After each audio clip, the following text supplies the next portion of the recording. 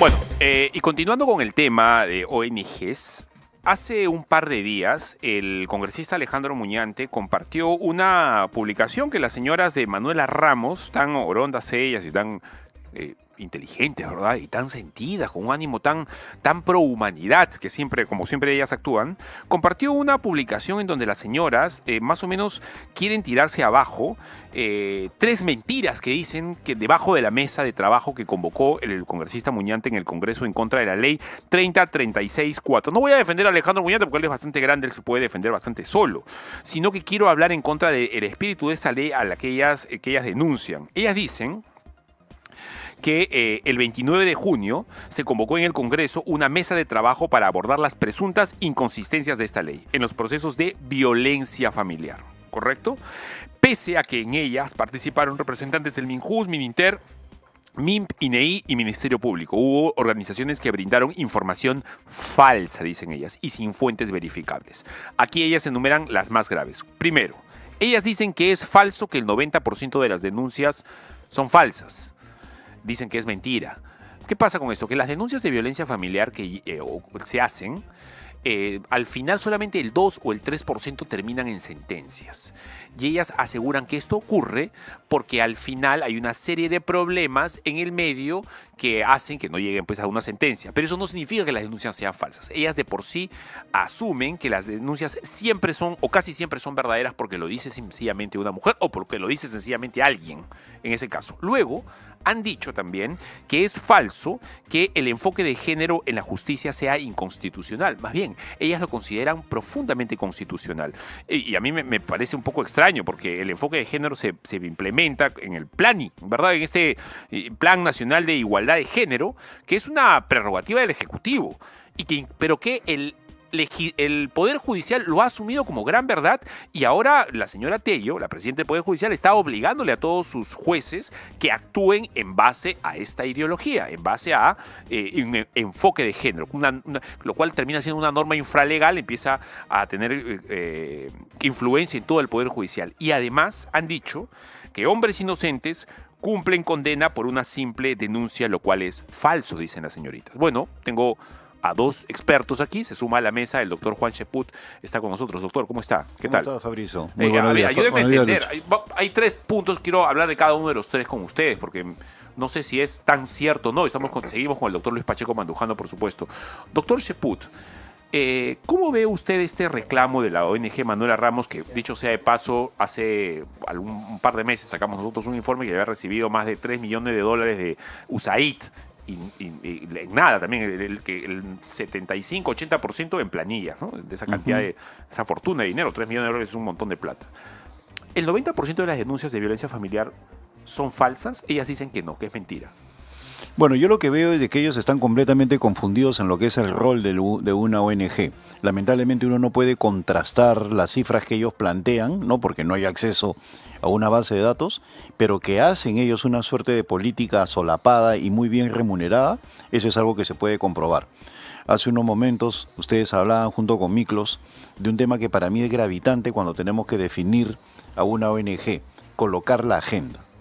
Ellos en los últimos años han sido mucho más eficientes que los partidos políticos en colocar la agenda nacional y colocarla de acuerdo a sus intereses.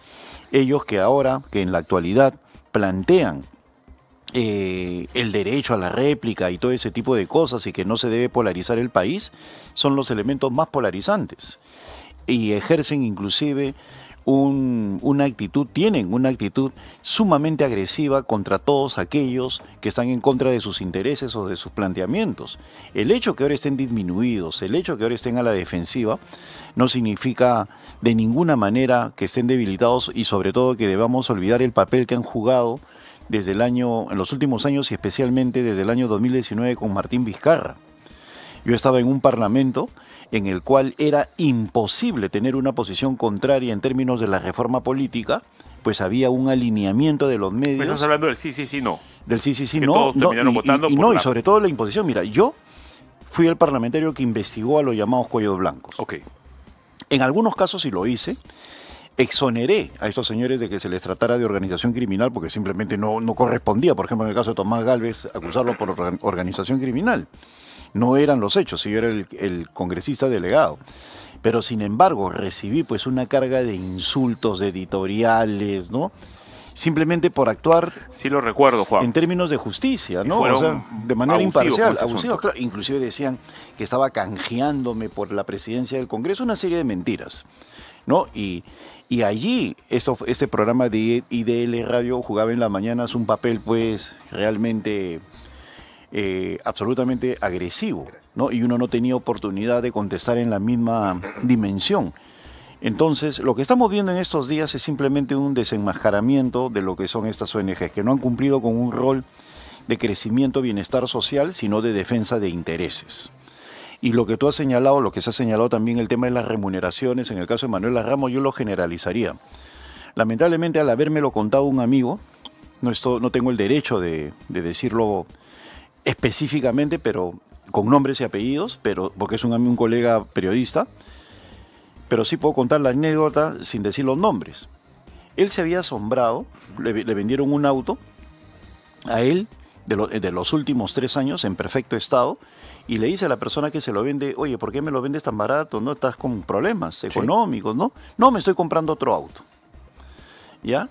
Y le asombró que se comprara otro auto de más alta gama y es un señor de una ONG, ¿no? Entonces decía, Dios mío, Qué coincidencia. yo compro el auto porque está muy barato, porque me lo están vendiendo barato.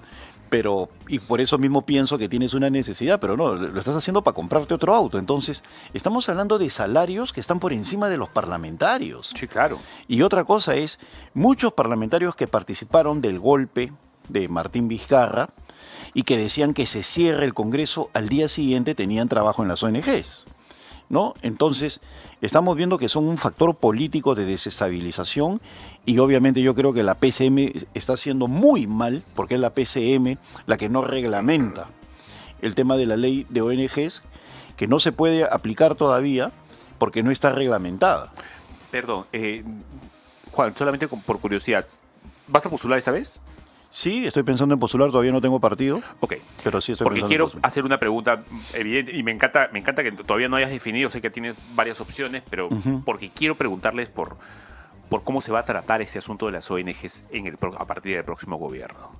Y todo esto me lleva a la disyuntiva que tenemos todos en la cabeza de ojalá que estos dos hombres que tenemos al frente, que deberían ser los que solucionan eso, se pongan, no sé si de acuerdo, ¿eh? Lo que todos queremos es que lleguen a un buen término tanto Rafael López Aliaga como Philip Butters, que conversen. No sé si se alíen, si la alianza sea una cosa que exista, pero que dejen pues ambos de tirarse pullas y todo el tema. ¿Cómo han percibido, doctor Pacheco, para pasarle ahora la palabra a usted, cómo ha percibido usted este intríngulis que parece que está en una escalada que no sé si tiene fin, si tiene freno entre el alcalde de Lima y Philip? Ambos, Philip es amigo mío, yo a Rafael además le tengo mucho precio, ¿eh? O sea que no tengo interés en chancar a nadie. Bueno, Juan, primero, buenos días. ¿Cómo estás, Lucho? Me parece que es el peor error que se puede estar cometiendo en este momento en el que ya ingresamos a un año electoral. Ya no es año preelectoral, es año electoral. Porque lo que se viene desde ahora junio hasta abril son ya menos de 12 meses. Sí, claro, entonces tenemos un año, una campaña, poco obviamente. menos de un año electoral, ¿no? Y que las posiciones más representativas de una línea basada en la defensa de valores, de la democracia, de la institucionalidad, de la verdadera transparencia, del crecimiento económico, del trabajo, es decir, en buena cuenta, todo lo que no hace la izquierda progre y nunca lo ha hecho, ni en el Perú ni en América Latina, se estén enfrentando de la manera como lo están haciendo, porque eso termina generando dispersión de caudal electoral y a la larga eso va a redundar en beneficio de los enemigos del país, y los enemigos del país son la progresía, ¿no? Entonces, yo creo que es un tema de egos al cual tienen que ceder. No, egos tienen que tener. No, sí, pero... Obviamente la persona que esté bien en política tiene que tener un nivel de amor propio, no sé cómo llamarlo, pero autoconfianza, qué sé yo. Sí, pero es que una cosa es el ego del líder, que parecería esto un oxímoron, pero es un ego de, digamos, simplicidad, si cabe el término. O sea, no es el ego que se coloca por encima de todo, es el egotista. De saberse preparado y capacitado, ¿verdad? Y lo sabe dosificar. O sea, yo soy consciente de que tengo estas cualidades y capacidades, pero no te la enrostro soberbiamente para minimizarte y humillarte. Y eso es lo que yo estoy viendo en este caso, ¿no? Entonces, ¿quién tiene el ego más grande? Están en una competencia. Mala receta, definitivamente. Ahora, uno de los dos va a tener que ceder. ¿Y si para no? aliarse. ¿Y si no pasa? Para aliarse. ¿Y si no ocurre? Pues entonces demostraremos que los peruanos, como a lo largo de estos 202 años de república, o 204 años ya de república, no aprendemos de la historia, pues definitivamente. Porque lo mismo sucedió cuando se enfrentaron Keiko Fujimori y Pedro Pablo Kuczynski. Lo mismo sucedió en el último proceso electoral, donde Keiko Fujimori fue atacada y vapuleada por los otros partidos, entre comillas, de derecha, ¿no? Y los resultados en ambos casos fueron lo peor. Entra Kuczynski con una progre infiltrada, creo yo, muy bien representada por Marisol Perestello, por ejemplo, en el Ministerio de Justicia, la presencia de Martín Vizcarra como vicepresidente, que al final terminaron tomando el control del país, destrozando la democracia, generando el golpe de Estado que Juan sufrió como congresista el 30 de septiembre del 2019, y lo propio ha terminado sucediendo en este último proceso electoral, donde a raíz de esa polarización, la cojudignidad en el país terminó eligiendo lo que tenemos el día de hoy. Me parece por eso irresponsable que nuevamente se esté cometiendo el mismo error. Ellos tienen que sentarse a conversar. Doctor Cheput, ¿cuál es su opinión sobre, Yo creo que sobre este versus? históricamente la derecha ha tenido grandes dificultades para unirse en el Perú, ¿no? Podemos retroceder 160 años, ¿no? O sea, y vamos a ver que sea militarismo o sea civilismo, siempre ha habido, las grandes pugnas han sido protagonizadas por la derecha. Y ya en los últimos años, yo creo que tenemos que aprender dos cosas, ¿no? La primera, esa capacidad que tiene la izquierda para priorizar sus objetivos y abandonar posiciones individualistas que les plantea pues ser una fortaleza. Eso tenemos que aprender, así no nos guste. Mira, yo he participado en todas las campañas electorales desde 1985 y con mayor fuerza desde 1995, 10 años después. En principio, 10 meses no es un montón lo que falta. Poco. Por supuesto que es poco. Y mira, y los partidos tienen una desventaja en esos momentos por la nueva ley electoral. Tú ni siquiera se sabe quiénes son los candidatos firmes.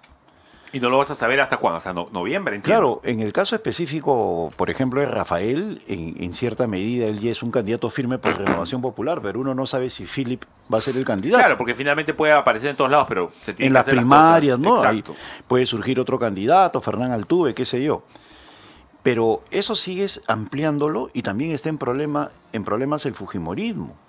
Y también están en problemas otros partidos, podríamos decir que... En el APRA todavía no se define. En el APRA no se define, en Acción noviembre Popular tampoco. Ya se ha precisado, perdóname que te corte, el 30 de noviembre va a ser el proceso electoral interno dentro del partido aprista. No, y en casi todos los partidos, porque en diciembre ya se tienen que presentar las planchas. Entonces, mientras los partidos consolidados, ¿no? Como Acción Popular, el PPC y el APRA, tienen que esperar el cronograma electoral para hacer las primarias internas, es decir, en noviembre, como acaba de decir Lucho, tienen que definir su candidato.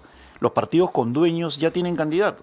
Perú Libre ya. Entonces, Cerrón Perú seguramente Libre, va a ser el López candidato. Chau, ¿no? Sí. O sea, Plata como cancha. tú ves Sí. Acuña, Acuña, por ¿no? supuesto, Los partidos obviamente. familiares o con dueños, ya tienen el mismo fujimorismo. Entonces, ¿qué es lo que veo yo de positivo y de negativo en esta disputa entre Philip y Rafael?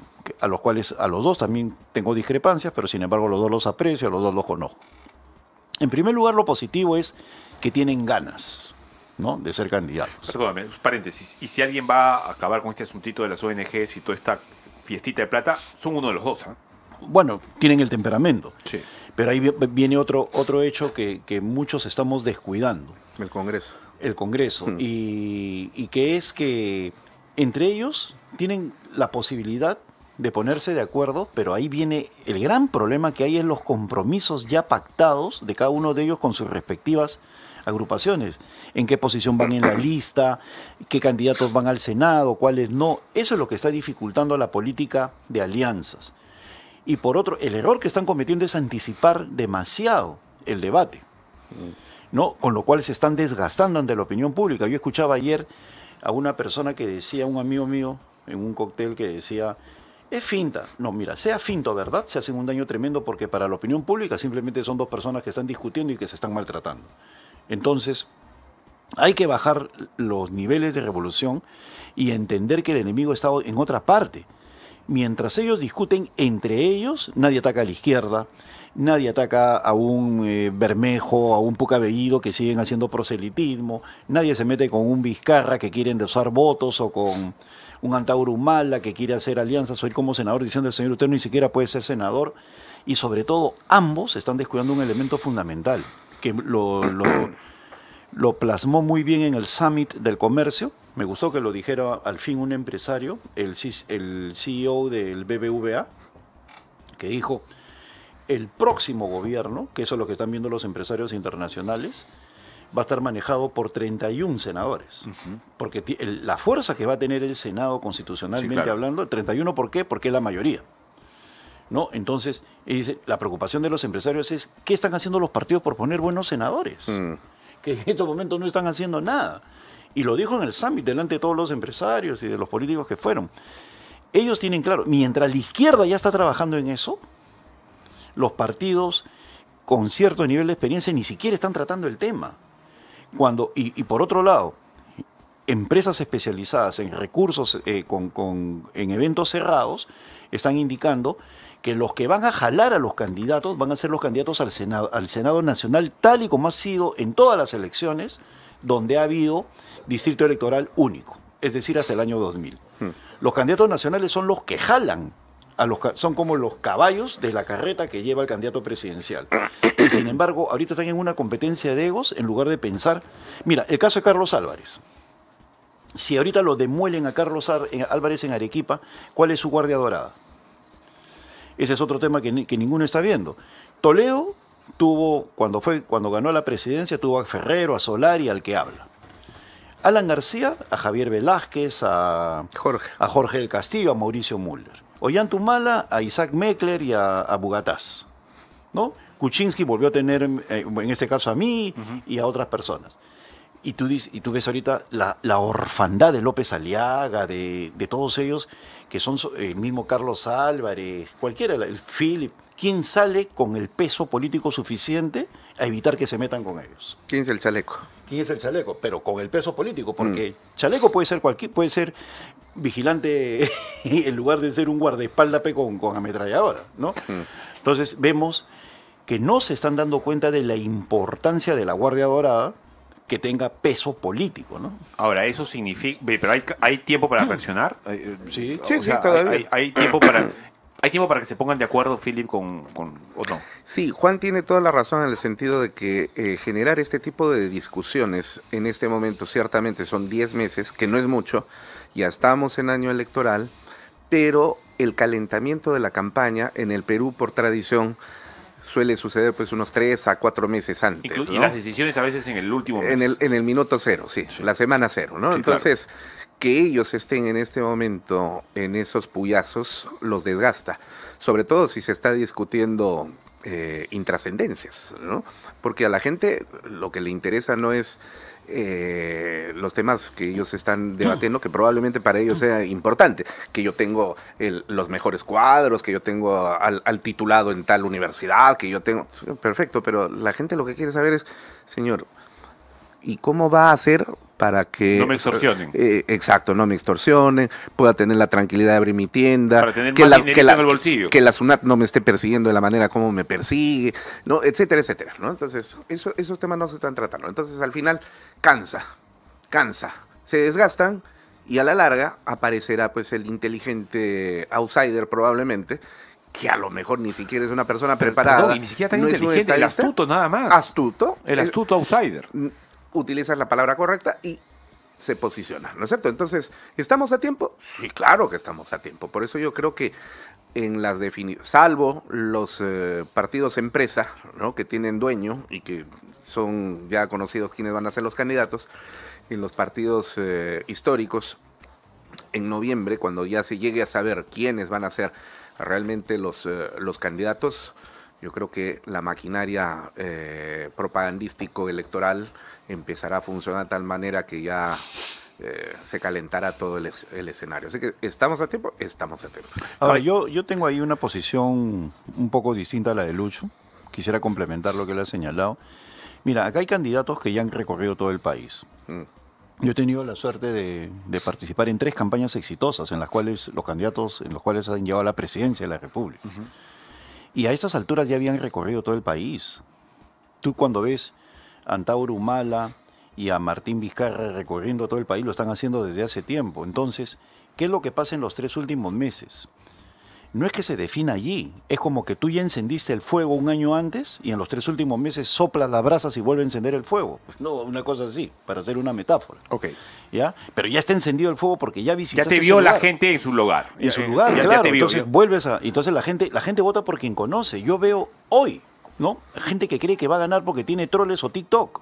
¿No? Y están completamente equivocados. Donald Trump, ¿no? Kamala Harris, estaban todo el día caminando y en la noche con sus mítines. Sí, es verdad. En la ciudad de las comunidades. Y tú ves inclusive cualquier tipo de serie políticas notable, de las maduras que hay, gracias House a Dios en of oferta. Cards. Claro, cualquiera de esas. Ves que las campañas siguen siendo... La campaña europea es... En la vivo y realidad, en la realidad. en la tierra, ¿verdad? Las redes sociales y los medios de comunicación son complementos. Siguen siendo mucho más importantes los medios de comunicación que las redes, pero tú no ganas una campaña si no eres conocido. Si tú ves a una persona que visitó pues un pueblo de Andahuaylas, esa persona va a decir, ese señor vino acá cuando te ve en la televisión. Y si te ve en televisión y en redes, este nunca vino acá. Esa es la relación. ¿No? Entonces, 10 meses ya es imposible que visiten las 25 regiones de manera adecuada. Y por eso te digo el papel del Senado. Hoy se va a elegir 30 senadores por distrito electoral único. O sea, tienen que ser conocidos en todo el Perú. Y la gente de una entidad especializada de publicistas decía hace poco en este evento, ¿no? Bueno, ¿cuántos peruanos son conocidos a nivel nacional en un nivel mayor al 40%? 10, 12, no llegan a 11. Y gente que esté preparada, además. No, pero estamos no hablando de solamente puramente políticos, famoso, ¿no? nada más. Políticos, y hablando específicamente, no pasan de 11. Sí. Ese es el nivel del Perú, porque no ha habido un trabajo de los partidos consensuados y están descuidando ese tema por completo. Entonces, como lo están descuidando por completo, cuando llegue el momento electoral, ¿quiénes van a ocupar ese espacio? Los caciques electorales. El candidato de Patás que ponga la minería ilegal va a ganar en La Libertad, etcétera, etcétera.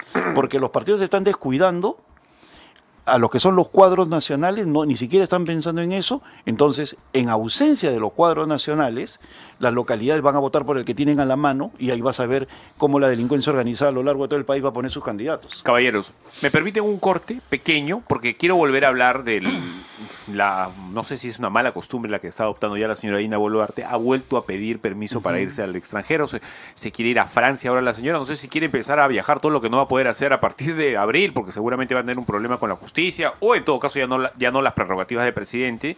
Y lo que está pasando en el aeropuerto, por supuesto, las complicaciones en torno al nuevo Jorge Chávez. Con eso regresamos.